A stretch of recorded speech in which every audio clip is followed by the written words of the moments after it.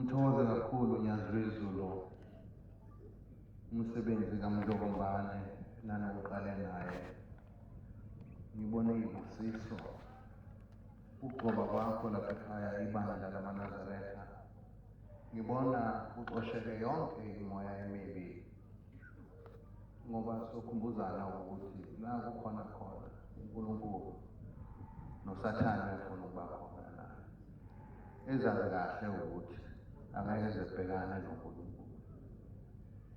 uNkulunkulu uyathanda ngabe uyaqeda ngoSathane, kodwa ngoba uNkulunkulu onozwelo uyamyeka kodwa uyomthola ekugcineni ngoba kugcinayo. Yena besilo ngibonge umkhuleko nonke enithena ukukhuleka nikhulekela amakhaya enu, nikhulekela indawo enihlala kuzona, nikhulekela lesi sizwe, nikhulekela indlunkulu yonke. Nakho kunye amaNazaretha engifisa ukuba sikhumbuzane khona. Isitha sonyazi sitha senu.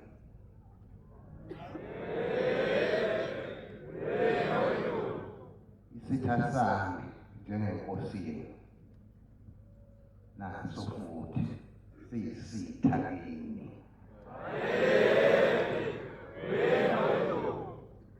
Ngawuphinda futhi umuhle impilo uNkulunkulu esikhanyisela uzawujula wazi futhi ukuthi ngithini uma ngikhuluma kanje. maNazaretha ngiyabonga.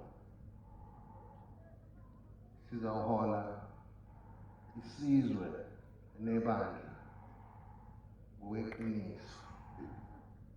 Asiyibhekanga la esikhona sinonyazi.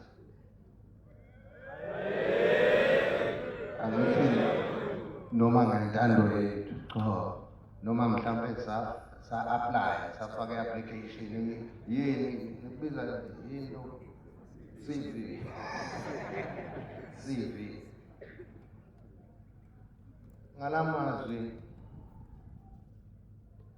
inkosi yamaNazaretha iyinkosi yokuthula, nami kanjalo ngiyinkosi yokuthula. Asikhulekele isifunda sakithi la kuqhuma khona isibhamu usuku nosuku. Asikhulekele isimo sezulu. Izulu bakwethu imvula isibusiso kwabanye kodwa kwabanye isiqalekiso. Omunye uzawujabula ukuthi hawu amasima uzawuhamba kahle, kodwa kukhona okhalayo ukuthi indlu yami iyanetha. Mina-ke ngizwelana kakhulu nalokho. Ngihlezi sixoxa nginobaba ukuthi ngihola isizwe esihluphekayo. uZulu uyayihluphekela, siyayihluphekela thina. Angazi ukuthi kwenziwe yini lokho, kuyithina esibaningi, kuyithina esinamandla. I-Afrika yonke, angisasho i-South Africa, i-Afrika nesizwe futhi esaziwa kakhulu kunazo zonke izizwe emhlabeni, kodwa yithina esihlupheka kakhulu. Akuzulu ake seyinuka amakhwala, qalazani khona enza kubona. Akumele ngabe sila isikhona manje. Asivukeni emaqaleni.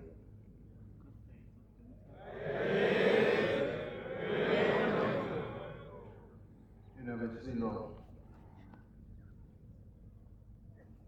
ngicela ukuba ngikhulume ngeso, ngoba iso liyawuwela futhi umfula. Ubheka nje laphana awuseliwela iso, kodwa umzimba awuweli kalula, kuyasetshenzwa.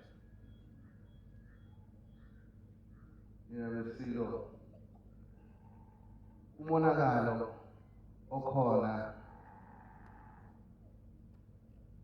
esontweni lamaNazaretha, umonakalo wenu, umonakalo okhona lapha ekhaya esigodlweni, umonakalo wenu.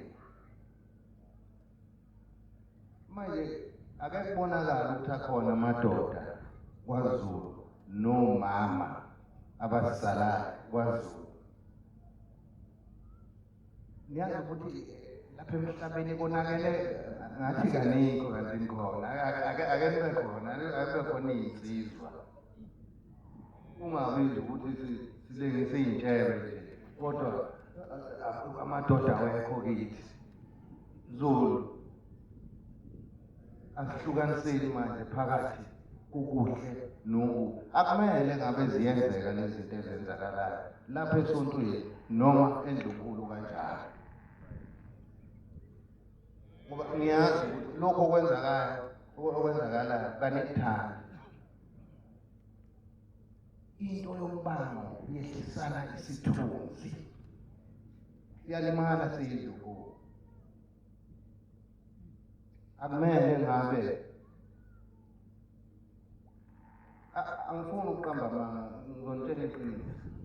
Ngiyiqiniso lenu-ke mina ngoba ngimi lapha phambi kwenu. Okunye ukuthi kuyozama ukuma phambi kwenu uyokunamanga lo muntu. Umuntu oqamba amanga kuwe usuke ekuzonda. Mina ngimthanda kabi yikho ngimtshela amaqiniso.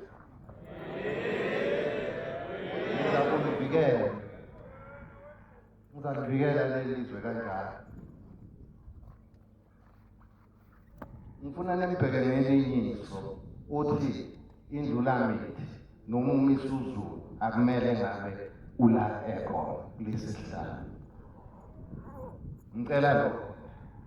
Kodwa angisho ukuthi umuntu ulungiswa ngenduku. Angisho ngivula induku. Angisho ngivula umkhonto futhi.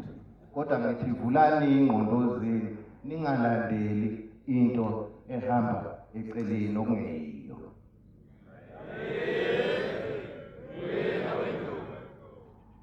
Impela ngithe ngizoneshela namhlanje ukuthi hambani nami ke namhlanje.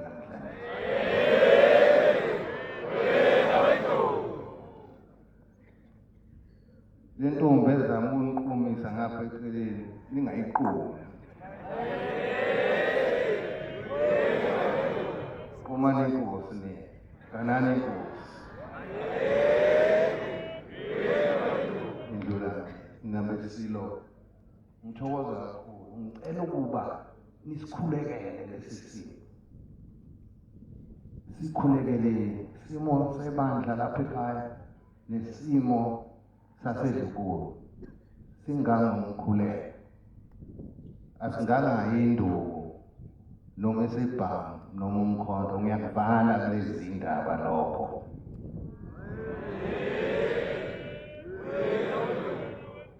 Kodwa lingalaleli umbhedo, lalelani iqiniso.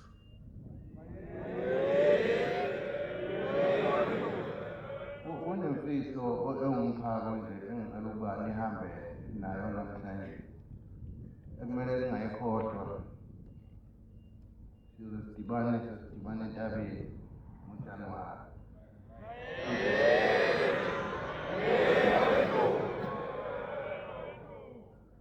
Umphako wenu namhlanje uthi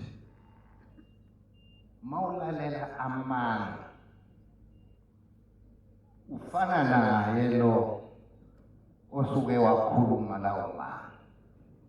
Mawuthi qama nje ngiyakubamba sekunamanga lokuhamba suka kuleyo ndawo. Umphako wenshiya nawo lo. Ngiyathokoza kakhulu, sithokoze kakhulu nihambe kahle senibuyele emakhaya. Nanti nezulu likhomba ubusisi nebesizwe. Kuhle sihlangene. Sesiyohlangana ngoJanuwari. Nikhulekele unyaka omusha nibe nokhisimusi omusha nokungena onyakeni omusha okuhle. uNkulunkulu abe nani. Ngiyathokoza nonke sizwe sikaMageba maNazaretha. Ngiyathokoza. Inkosi ibusise. Amen. Wena wathi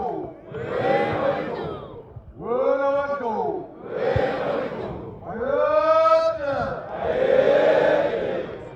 Impela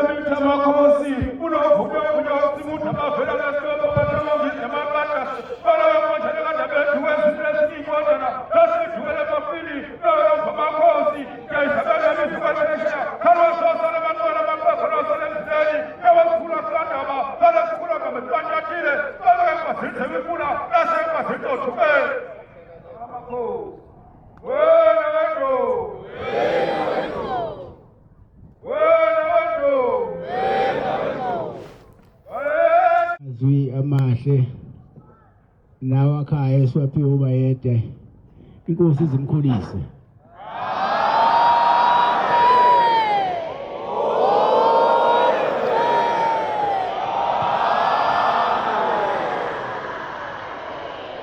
Namakhosi amadala abe yihawu kuye amvikele kuzonke izitha zenyama. Ngithi akunazise eManazaretha ukuthi uyaphuma umhlangano oyeKenani ngomhla ka-5 January.